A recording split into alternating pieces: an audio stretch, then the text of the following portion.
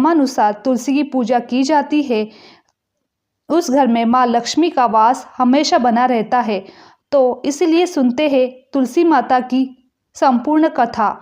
बोलो भगवान विष्णु की जय, तुलसी माता की जय।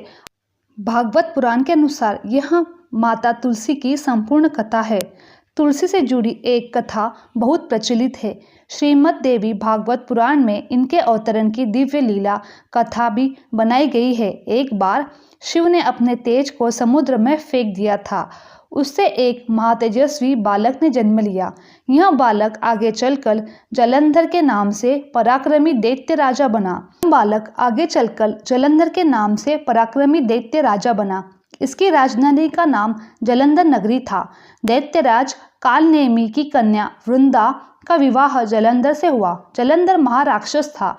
अपनी सत्ता में मद में चूर उसने माता लक्ष्मी को पाने की कामना में युद्ध किया, परंतु समुद्र से ही उत्पन्न होने के कारण माता लक्ष्मी ने उसे अपने भाई के रूप में स्वीकार किया। वहां से पराजित होकर वह देवी पार्वती को पाने की लालसा में कैलाश पर्वत पर गया। भगवान देवादिदेव शिव का ही रूप धरकर माता पार्वती के समीप गया, परंतु माँ ने अपने योग बल से उसे तुरंत पहचान लिया तथा वहां से अंतर्धान हो गई।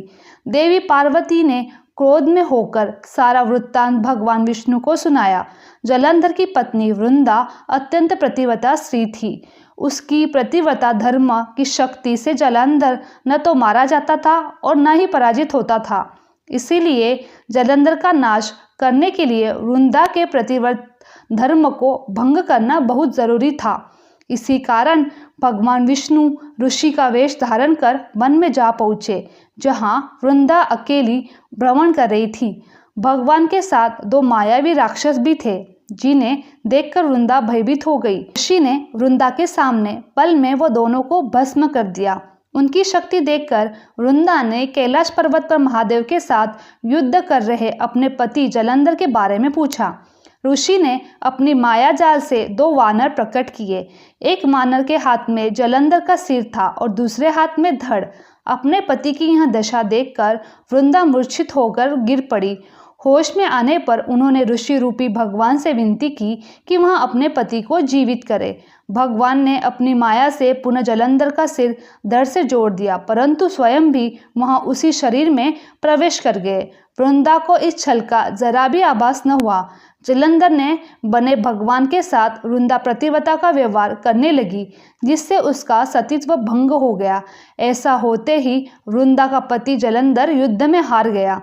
इस सारी लीला से जब वृंदा को पता चला तो उसने क्रोध में होकर भगवान विष्णु को शीला होने का शाप दे दिया तथा स्वयं सती हो गई। जहाँ वृंदा भस्म हुई वहाँ तुलसी का पौधा उगा।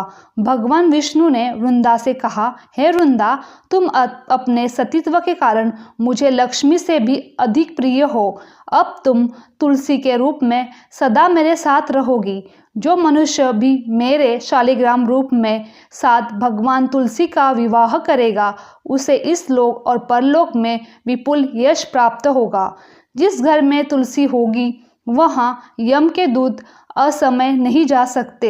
गंगा व नर्मदा के जल में स्नान तथा तुलसी का पूजन बराबर माना जाता है। चाहे मनुष्य कितना भी पापी क्यों न हो, मृत्यु के समय जिसके प्राण में मंजीरा तुलसी की और गंगा जल मुख में रखकर निकल जाते हैं, वहाँ पापों से मुक्त होकर वैकुंठ को प्राप्त होते हैं। जो मनुष्य तुलसी व आंवले की छाया में अपने पितरों का श्राद्ध करता है, उसके पितर को मोक्ष प्राप्त होता है।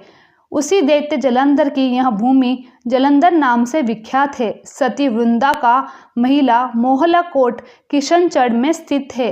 कहते हैं इस स्थान पर एक प्राचीन गुफा थी जो सीधी हरिद्वार तक जाती थी। सच्चे मन से 40 दिन तक सती वृंदा देवी के मंदिर में पूजा करने से सभी मनोरथ पूर्ण होते हैं।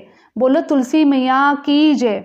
एक बार एक गांव में एक बुजुर्ग महिला रहती थी। वह बहुत ही पूजा पाठ किया करती थी। वह रोज तुलसी माँ की पूजा करती थी। वह बुजुर्ग महिला रोज तुलसी माँ से कहती थी, हे तुलसी माता, तुम मुझे बहुत से पीताम्बर की धोती दे, मीठा मीठा घास दे, बैकुंठ में वास दे, चटक की चाल दे, पटक की मौत दे, चंदन का काठ दे, रानी सा साज दे, दाल भात का भोजन दे, 11 की मौत दे और कृष्ण जी का कांदा दे। वह बुजुर्ग महिला तुलसी माता की रोज पूजा करती थी और उनके बिछड़े को रोज सींचती थी। तुलसी माता बुजुर्ग महिला की बात सुनकर धीरे धीरे सूखने लगी। तब भगवान श्री कृष्ण ने देखा कि तुलसी माता सूख रही है।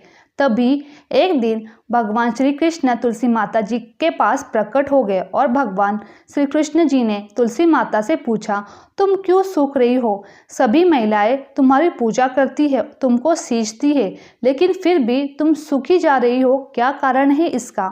जिसके बाद तुलसी माता ने भगवान श्री कृष्ण जी से कहा, हे प्रभु, एक बुजुर्ग महिला मेरे पास रोज आती है और रोज एक ही बात बोलती, तुलसी माता सबकी दाता, मेरा बिरला सींचती हूँ, तुम मुझे बहू दे, पीताम्बर की धोती दे, मीठा मीठा घास दे, बैकुंठ का वास दे, चटक की चाल दे, पटक की मौत दे, चंदन का काट दे, रानी का राज दे, दाल का भोजन दे, 11 की मौत दे, कृष्ण जी का कांदा दे। मैं उस बुजुर्ग महिला की सारी मनोकामना पूरी कर सकती हूँ, लेकिन उसकी एक मनोकामना पूरी नहीं कर सकती। मैं कृष्ण जी का कांदा कहाँ से दूंगी उसको? तभी भगवान श्री कृष्ण जी तुलसी माता की बात सुनकर जोर जोर से हंसने लगे और फिर भगवान श्री कृष्ण जी ने तुलसी माता जी से कहा कि तुम मेरी चिंता मत करो, जब वह बुजुर्ग महिला की मृत्यु होगी तब मैं स्वयं उसी को कांदा देने आ जाऊंगा और तुम उस बुजुर्ग महिला से यह बता देना कि जिसके बाद भगवान श्री कृष्ण जी तुलसी माता को यह बताकर वहां से अदृश्य हो गए। धीरे धीरे कुछ बुजुर्ग महिला की तबीयत खराब हो गई। एक दिन जब एकादशी का दिन था, उस दिन बुजुर्ग महिला की मृत्यु हो गई। तभी वही बुजुर्ग महिला के आसपास रहने वाले सभी लोग आ गए। उन्होंने कुछ बुजुर्ग महिला का अंतिम संस्कार के लिए जिसको जैसे ही उठाया, वह बुजुर्ग महिला वहां पर किसी भी व्यक्ति से उठ नहीं पाई। तभी वहां पर अचानक एक बच्चा आया और सभी से कहने लगा, मैं इस बुजुर्ग महिला के कान में कुछ कहूँगा जिससे यह बुजुर्ग महिला हल्की हो जाएगी और आप सभी लोग इसको आराम से उठा सकोगे। यह सुनकर सभी लोग बहुत ही आश्चर्यचकित हो गए और कहने लगे, ऐसा कैसे हो सकता है? और सभी लोग ने उस बच्चे को बालक समझकर वहां से भगा दिया। लेकिन वहां पर उपस्थित एक बुजुर्ग आदमी ने उस बच्चे से कहा, जाओ, तुम जो कुछ कहना चाहते हो वह कह लो, लेकिन सभी लोगों को यह नहीं पता चलना चाहिए। बच्चे के ये रूप में भगवान श्री कृष्ण खुद आए थे उस बुजुर्ग महिला को कांदा देने के लिए। जिसके बाद भगवान श्री कृष्ण ने उस बुजुर्ग महिला के पास गए और उनके कान में जाकर कहने लगे, माई, मन की निकाल दे, पीताम्बर की धोती ले, मीठा मीठा घास ले, बैकुंठ का वास ले, चटक की चाल ले, पटक की मौत ले, चंदन का काठ ले, अब ले कृष्ण जी का कांदा भी ले। भगवान श्री कृष्ण ने इतना बोलते ही वह बुजुर्ग महिला हल्की हो गई और फिर भगवान श्री कृष्ण ने सभी लोगों के साथ मिलकर उस महिला को कांदा दिया और उस बुजुर्ग महिला का अंतिम संस्कार कर दिया। जिसके बाद उस बुजुर्ग महिला को मोक्ष की प्राप्ति हो गई। उस बुजुर्ग महिला को स्वर्ग की प्राप्ति हुई। हिंदू की मान्यता के अनुसार ऐसा माना जाता है कि तुलसी में माता लक्ष्मी जी का वास होता है। तुलसी जी का पेड़ लगाने से घर में सुख शांति समृद्धि बनी रहती है और तुलसी जी का पूजन करने से मोक्ष की प्राप्ति होती है। तुलसी जी की पूजा करने से सर्वप्रथम स्नान करने के बाद साफ सुथरे वस्त्र पहनकर सबसे पहले सूर्य भगवान को जल चढ़ाए। उसके बाद तुलसी माता को पूर्व दिशा की ओर मुंह करके तुलसी माता को प्रणाम करना चाहिए। फिर उसके बाद जल को तुलसी माता की जड़ों में अर्पित करें। जल को 3 बार अर्पित करना चाहिए और चौथी बार बचा हुआ सारा जल तुलसी माता के जड़ में अर्पित करना चाहिए। उसके बाद घी का दीपक जलाए और तुलसी माता की पूजा करें। गुरुवार और शुक्रवार के दिन तुलसी माता का पेड़ लगाया जा सकता है। माता तुलसी का पौधा घरों में आंगन के बीचों बीच उत्तर पूर्व दिशा में लगाना चाहिए। तुलसी माता का पौधा दक्षिण की तरफ नहीं लगाना चाहिए। तुलसी माता के पत्ते को रविवार, एकादशी, संक्रांति, सूर्य ग्रहण, चंद्र ग्रहण, शाम के समय नहीं तोड़ना चाहिए। ऐसा माना जाता है कि जो लोग शाम के समय तुलसी माता को दिया जलाते हैं उनके घर में लक्ष्मी का वास हमेशा रहता है। तुलसी का पौधा लगाने से घर में नकारात्मक शक्ति और वास्तु दोष नष्ट हो जाते हैं। रविवार के दिन तुलसी में कभी जल नहीं चढ़ाना चाहिए और शाम के समय दीपक जलाना चाहिए।